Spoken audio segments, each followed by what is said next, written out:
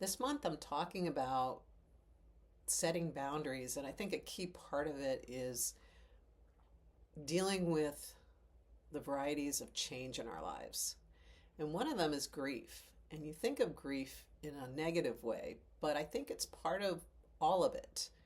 And I was talking to my therapist this month, and we were talking about what her definition of grief is. And it really hit home. I actually asked her to repeat it for me so I could write it down.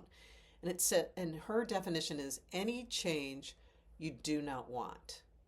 And she said that could be something that is taken away from you, like a death, which is the most obvious one, but it could be the loss of a job or the loss of someone you love in terms of a relationship falling apart or the loss of a home.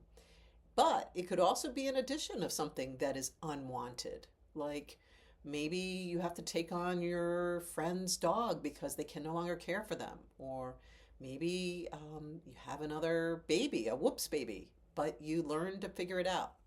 And what all of this has in common, and why grief to me is part of boundary setting, and the importance is communicating. How does it feel? What changes does it cause?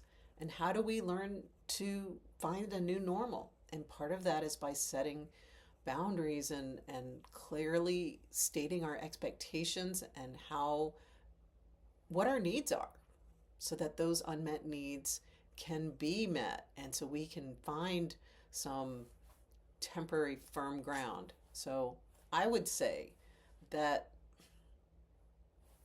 as things change and evolve, it's really important to check in with ourselves and to check in with others around us and find out how they're feeling and how they're doing and what we can do to make things better.